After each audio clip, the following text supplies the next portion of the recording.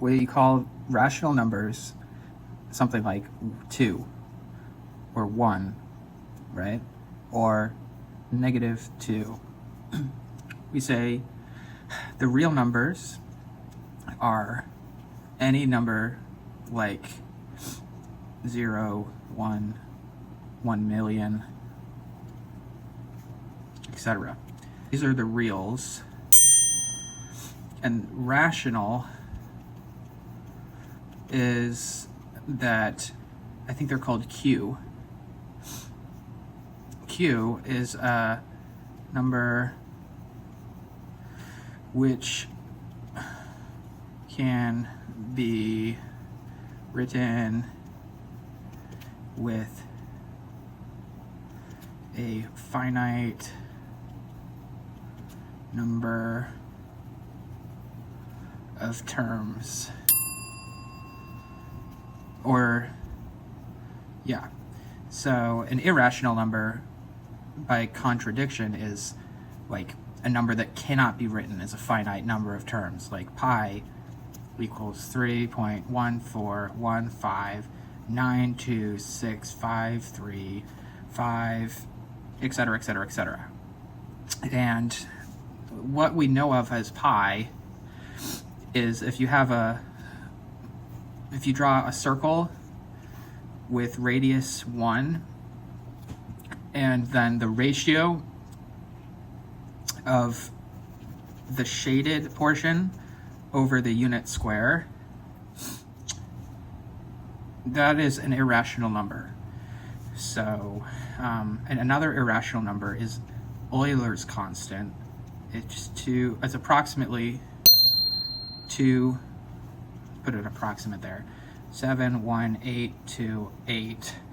It's like 90458, whatever, etc., etc.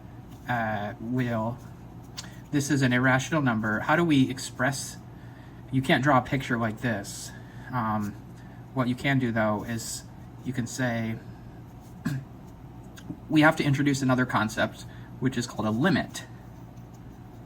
The limit, as x goes to infinity, of 1 over x equals 0. And, well, what is a limit? So we have to introduce something like functions. F of x equals y, and that means that you have so this was r, right? This is one dimension because we have one number. Now we're getting into 2 dimensions because we have x and y. And if you say y is equal to f of x, it means that as you change your value of x, there's a value of y that corresponds to that. And so you can have different types of functions. Like you can have a function like this, or a function that is, any type of line where you just draw your pen across the page. You can even have other types of functions that are like this, or anything, basically. Well, actually, this wouldn't be a function. Like, let's try this again. If I do like this, and I'm trying to look at the value of x and y, this is a different type of function, because like for every one x, there's actually there can be more than one y. And there's different types of functions, like one-to-one, subjective, onto, I gotta remember these definitions. If like this is a function that is onto, because for every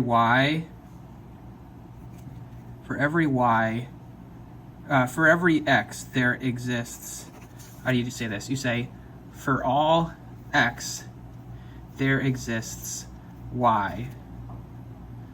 Well, that means that like anywhere I draw the line, there's a y. Or for all x, we'd say x in real numbers, there exists exactly 1y. Or yeah, well, more generally, this is what mathematicians do. They completely generalize shit. Like you'd say, for all x in the codomain, there exists a y in, there exactly one y, a unique y. Like if there was like, if let's say the function like split out like this, there's two y's for this one x. So that's not a one-to-one function. And one-to-one functions, well, okay. And then, actually that was what one-to-one is what I just said, which is like the best, this is like the case when you have matrices and linear things. Hit, I believe. So it's like, for all yi in y, there exists an xi in x such that f of xi equals yi. So, okay, now we know what functions, when we talk about limits, let's look at a function like this. So x, y, and then like so this is f of x equals 1 over x. So as you look at the value, like what happens when x equals 0? Then you have 1 divided by 0, it's undefined. And so what if we look at the limit as x approaches 0 from the right of 1 over x. So if you start on the right hand side and then you move left, as you approach it, you reach positive infinity, right?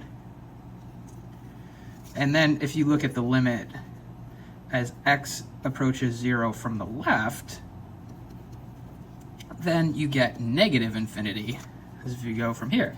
So that means that the limit is not defined, or the limit does not exist. DNE.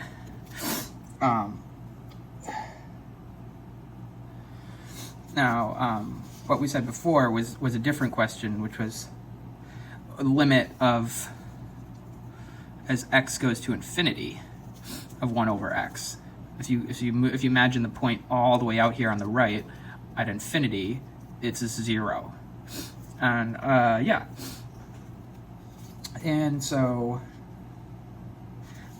so there's another type of limit, like, well, there's something called a derivative. F prime of x equals limit as a goes to 0 of f of x plus a minus f of x over a. This is the limit. It's just the derivative. You'd also write this as d over dx, a df dx in Leibniz notation. So if we want something, so if we have a function like an exponential function,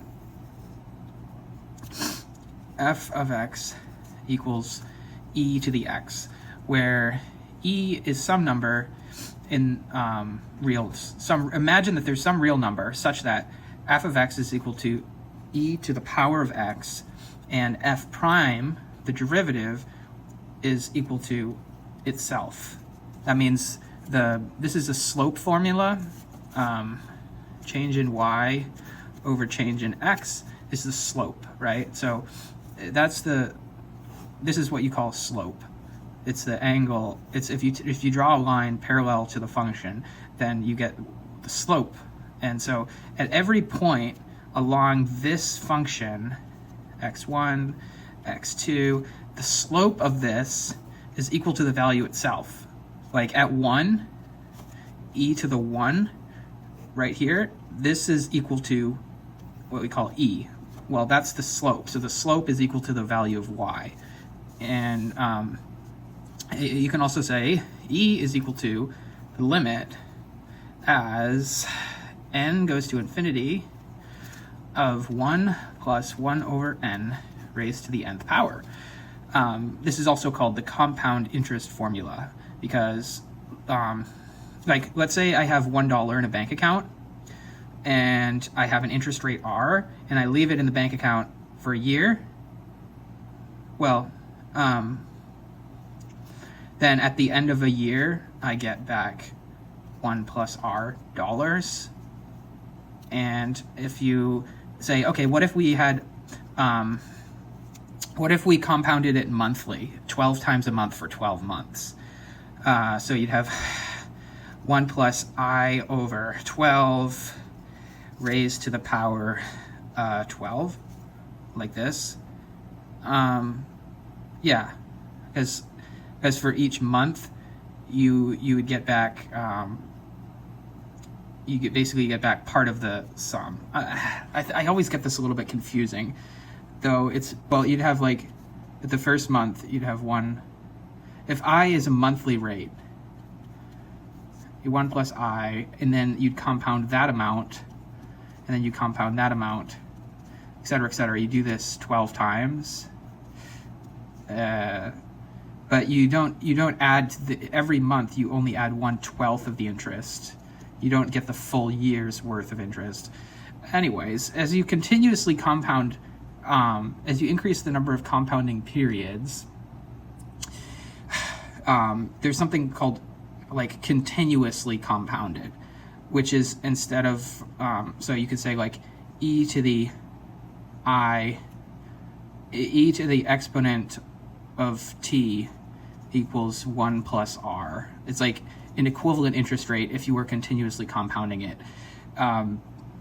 Yeah, that's like this is the way that finance people talk about it. E is the constant of exponential growth, where the rate of change is equal to the function itself.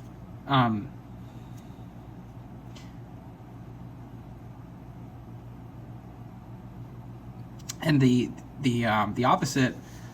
Okay, so yeah, we just talked about a lot of, so and there's something called Euler's equation, which is e to the I pi plus 1 equals 0. And what is that? Well, okay, now I'm really going to confuse you, because I here is something different.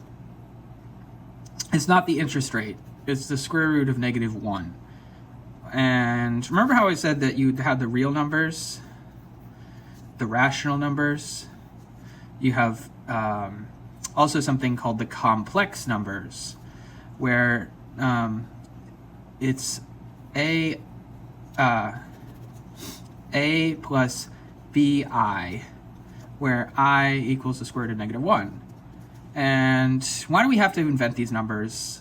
Because sometimes we get things where you have the square root of, a number, and x is less than 0. Why do we have to invent these things? Because, well, we sometimes need to solve, like, if you have, let's talk about roots. And not the things that grow out of the ground for plants have. I'm talking about, like, let's look at the number 28. Now, 28 is 14 times 2. It also equals 7 times 4. It also equals 7 times 2 times 2. And it also equals 28 times 1, and so the root 28. 7 times 4, 2 times 14,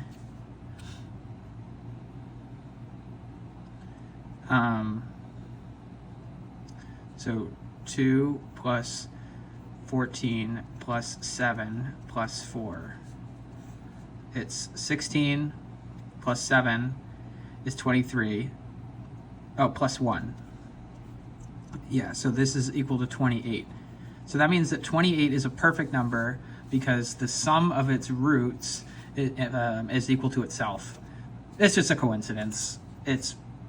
But we're talking about roots, and like when you have numbers, it's nice to be able to factor them out into primes. That's like you have arithmetic, right? That is like primes, roots. And then algebra is what's functions, roots, a line y equals mx plus b, or a polynomial mx squared plus bx plus c. And you can also have a third degree polynomial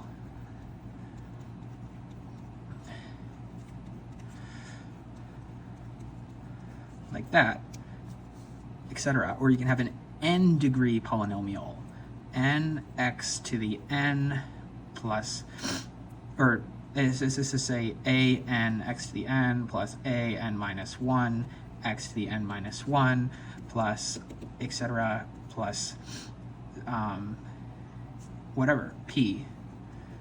And if you do have a polynomial like this, there are always n roots when you count multiplicity. Like multiplicity by meaning like x plus 2 times x plus 2, that square number. This is equal to 2, or x squared plus 2x, or plus 2x plus 2 squared, right? Now, okay, we're really kind of combining a lot of stuff together. So the roots, the roots here are x equals 0, x equals negative 2. And that has a multiplicity of 2 because it occurs twice. And sometimes you get a polynomial like x squared plus 13x plus 9 equals 0. And, well, you don't know what these roots are right off the top of your head. And there's a formula, the quadratic formula says x equals minus b plus or minus the square root of b squared minus 4ac over 2a. So that's when you had, so that is the quadratic formula. And sometimes this part, b squared minus 4ac, is less than 0, which means that you get the square root of a negative number. And so you have to use a plus bi, where a and b are real numbers, and I equals the square root of negative 1. And then you can always find the functional roots.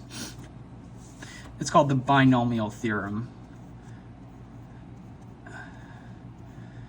X plus y to the n, it's n, choose k, x to the n, y to the n minus k, and yeah,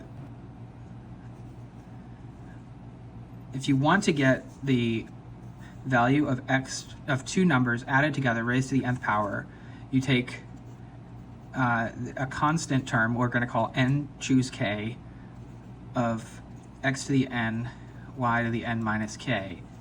And this is a summation from k equals 1 to n, which is like, it's basically like a really long chain of a bunch of things added together. There's n terms, n degrees, and the first one is x to the n, y to the 0, and the last one is x to the 0, y to the n, and then the constant, the coefficient, is called the binomial coefficient. and it's n n choose k is equal to n factorial over n minus k factorial, factorial times k factorial. And factorials are like 3 factorial equals 3 times 2 times 1. And 10 factorial equals 10 times 9 times 8 times 7 times 6 times 5 times 4 times 3 times 2. If there's something also called, well, Pascal's triangle. Like, if you take 1, 1,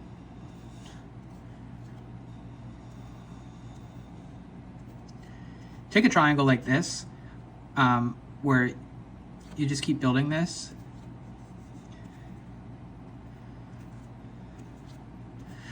Et cetera, et cetera.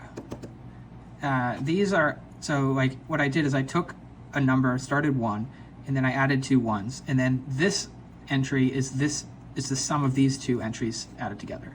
This entry is these 2 added together, and so forth. If you have a degree, so these are actually the coefficients of a polynomial, where like if you just took a number, x to the 1, the value of the coefficient is 1. And then if you take like x plus y, the coefficients are 1 and 1. And then if you have x squared plus 2xy plus y squared, or this is x plus y squared, then you get, then you get 1, 2, 1. See, 1, 2, 1. And then if you have a 3-degree polynomial, you get x cubed plus 3x squared y plus 3xy squared plus y cubed. 1, 3, 3, 1. I think that's, when I first saw this, this was really amazing. Constant, because we already drew a picture of like a spiral like this. Well, spirals come up a lot, like in galaxies or shells of snails. You see these funny spirals. Well, it turns out there are like formulas. There's something called the golden ratio, which is about 1.62. And the golden ratio comes from the Fibonacci sequence. Like if I take 1, 1, and I add these together, I get 2. And I add this to this, I get 3. I add the last 2, 2 plus 3 is 5, 8, 11, 13, 13, 21, 34. Okay. Imagine that there's a ratio.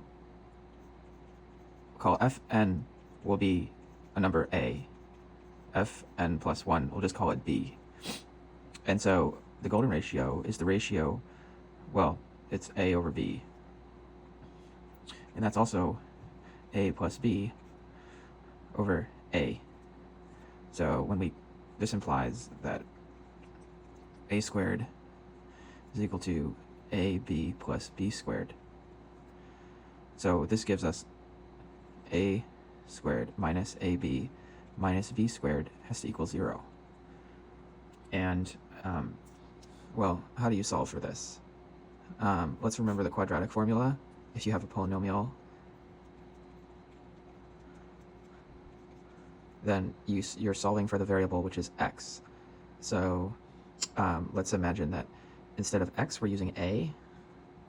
So we have x squared minus bx minus b squared equals 0.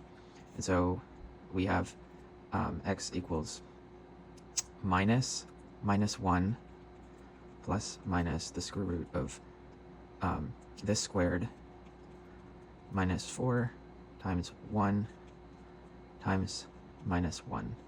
over 2 equals 1 plus or minus the square root of 1 plus 4, which is 5. And so this is,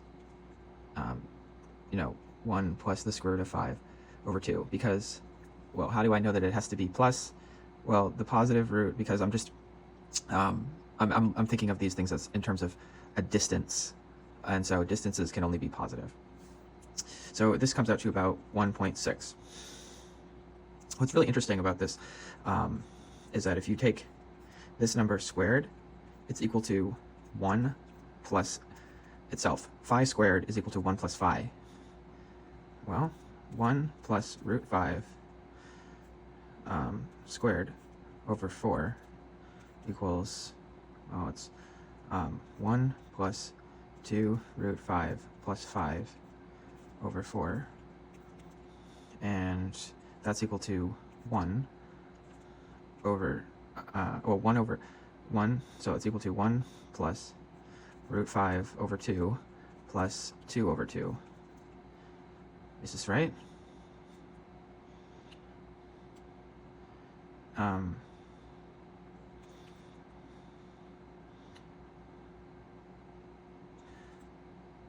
Three plus 2 root 5 over 4.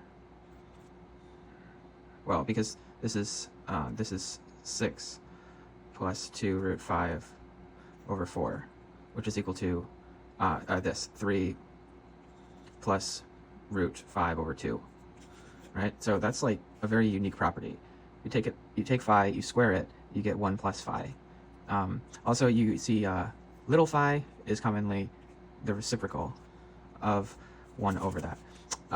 When you talk about matrices, this is a cool matrix. I believe it's this. Well, let's just recall, like, if you multiply matrices, like you have x and y. If I multiply this vector times this matrix, then I get x plus y, boom, and y. Because it's 1 0 times x plus 1 1 times x and y.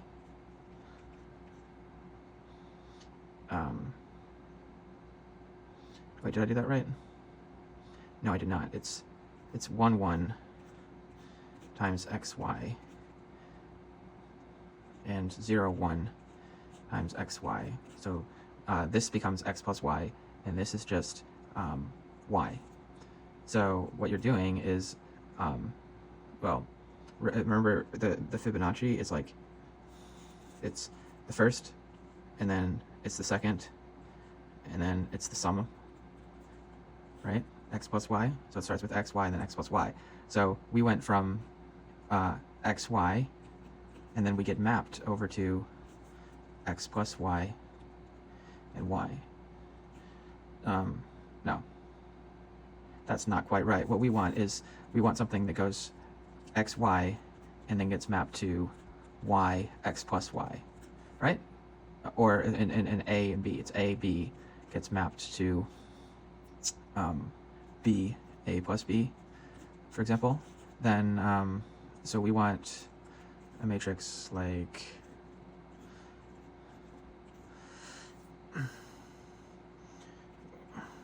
this. Is this, this equals B, A plus B. So like you can, so that's what this matrix does. And then if you took like powers of the matrix, like, this times itself, do that many, many, many times, and then you actually get out, the nth Fibonacci entry.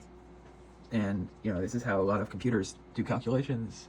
They store things as matrices, and that's how they do the multiplication. So that's why we kind of talked about a lot of things about number theory, calculus, all the fundamental constants.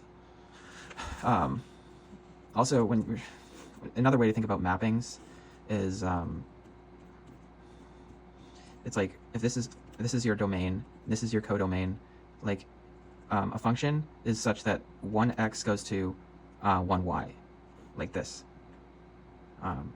If you had like this is a function, right? But if you had something like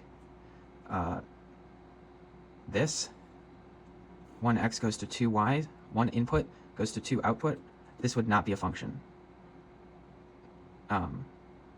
Because, yeah, but you could have, like, if you take, f of x equals x squared, this can take, 1 gets mapped to 1, and negative 1 gets mapped to 1.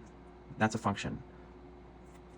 But you could have like, yeah, so that's like what functions are, and we can talk a lot about like interesting functions, like in machine learning there's something called a logit function, and logit, it's e to the x over 1 plus e to the x, and it's the log odds of an exponential, and it goes from 1 to negative 1 here on the y-axis. So it takes in a probability, or it takes in a linear value, x here. This can be anything from negative infinity to negative infinity, and it maps it out to, just think about this function. What's the range? The range is 0, 1. If you put in infinity, like limit as x goes to infinity of e to the x over 1 plus e to the x, basically this thing gets really large, but this also gets really large. Remember L'Hopital's rule? L'Hopital says that if you're looking at the limit of a fraction, you can look at the ratio f prime over g prime, because this is the rate of growth. And so if you take the derivative of e to the x, it's e to the x, and then the derivative of this is e to the x, and that's equal to 1, which means that the limit as x goes to infinity of e to the x over 1 plus e to the x is equal to 1. And then the limit as x goes to negative infinity is 0. So this is like there's also something called a ReLU function. I think the ReLU is like this. So it's basically like a f of x equals, like, this is on interval a to b. It's a step function. So it has a max of 1 or 0 when x is in the interval a and b. It's equal to just the line x. And it's a little bit easier to compute this mathematically, and it's smoother. Or, well, it's not smoother, but when you do like neural networks and you have to have an activation function, then sometimes they use a ReLU instead of the logit, even though like the probability theory says, oh, this is the best one. When you have to do, like, what is a neural network? So like neural networks have like all these inputs and then a bunch of outputs. And it's basically, these are like, this is your x's and this is your y's. And there's these layers, and basically it's like, when you have a single GLM, you have what, like this. You have one function, so or you have a sum. Oh no, yeah, you have a function which is the sum of the x's times betas, right? Times the coefficients. But when you can have more flexible types of models when you have the sums of functions, because, like, let's say you had like,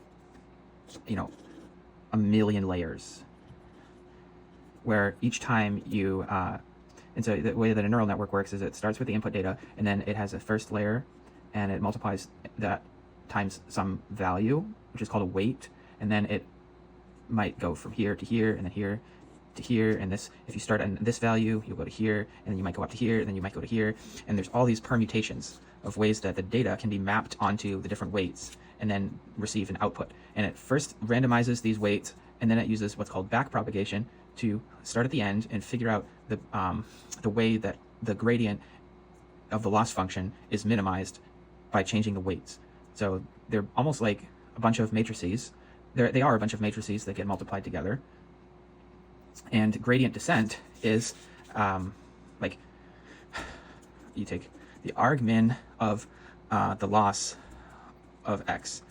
So the argument derivative, you take d over d theta, where theta is the parameter that you're tuning of L with respect to the data x. You set that equal to 0, and then you solve for theta, where theta are your parameters. And yeah, that's what, because the parameters are the things that we are changing. They're the assumptions, the ways that all these are connected, basically. That is the parameters of the model. Now, there's also something called a hyperparameter. A hyperparameter is about the structure itself. For example, if I said like linear regression or neural network or decision tree, well, like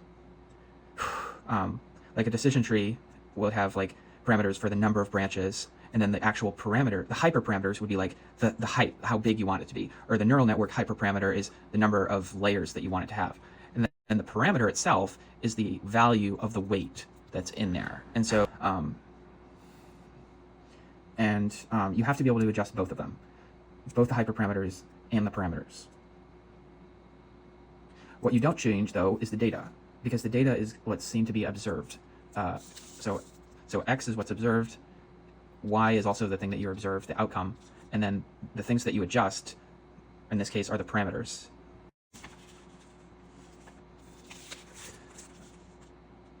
So that's why I guess when you're studying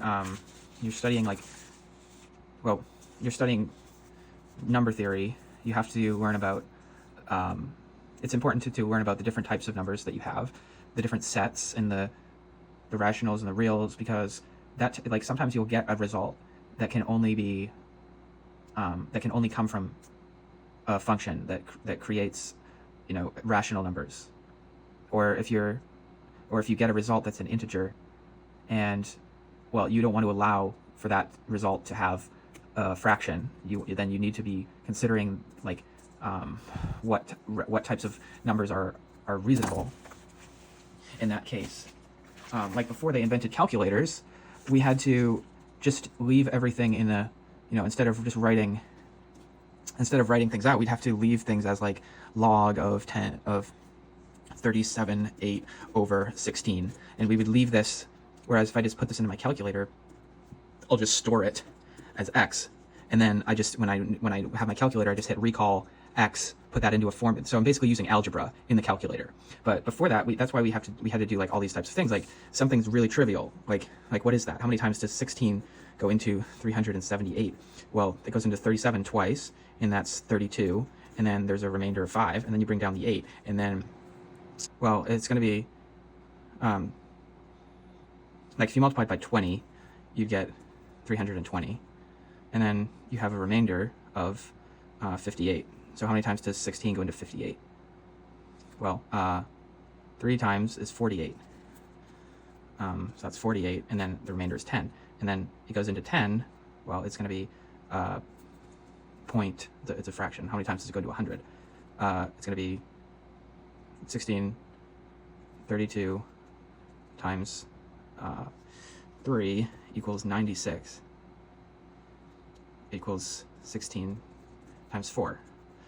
And then that has a remainder of 4, and then you just that has a remainder of 4, and then bring down a 0 again, and then 16 is times 2 is 32, and that has a remainder of 8, and then now finally we get to 80, and then 16 times 5 is equal to 80, and that has a remainder of 0. So now we just took these two numbers, and look at how long that took me without a calculator. 23.425 is 378 divided by 16. There's I forgot, there's this thing called the Chinese remainder theorem, and there's it's not Fermat's theorem, it's not Gauss's theorem, it's there's a number of, well, when you take like 9 mod 5 equals 4. Mod takes the remainder when one number is divided, or 15 mod 7 equals 1. And modulus, if you do programming, sometimes they write it like that, 15 mod 7. Because, yeah, what you're basically doing is when you divide a number, you're subtracting the divisor an integer number of times, or as many times as you can, without going over the number. And so it's like this, yeah, I think so I think it was Fermat. I want to say it was Fermat's little theorem or something. But like it talks about prime numbers. Yeah, like because if a number is prime, like just take a random prime number. 37 is a prime number, and like this mod, like a, it's always going to be greater than 0 because you know that no number can divide a prime number. So prime numbers. Why do we care about prime numbers? Because they come up everywhere in math. They're the building blocks of large numbers, and yeah, I think I had another video where I talked about prime numbers and how I talked about the twin prime conjecture, prime number theorem, so forth. Yeah, as you can tell. Okay, I'm just gonna keep recording because I have more time.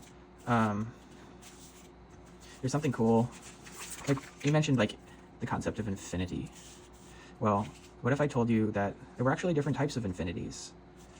And you could say that one infinity is greater than another infinity. The integers, you know, the integers like negative 99, negative 98, negative 1, 0, 1, 2, 99, etc., etc. Are there more integers than there are like just positive integers? Well, it's like if I took an infinite number of things and then because you can say that there's an infinite number of positive integers because I can just keep counting to 1,000,000 and 1,000,000 plus 1, and then but I'm never going to reach like a stopping point. But what if this is true? Well, there's this theorem, I forget what it's called, but if you have something called a bijection, which is a type of map where it's surjective, it's 1-to-1, I think. Like a bijection it means that there's an inverse. So like if this goes to this, this goes to this, this goes to this.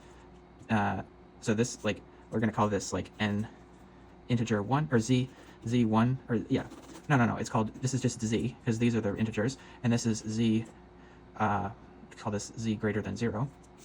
Well, so like if you can come up with a map between these, then it means that like you can figure something out about the cardinality of the set of numbers. And like if I said, well, I can always just take the absolute value of z, then I can get this set from this set, right? Then that means that I can map this, I can use this to make this, but I can't always do the opposite. Like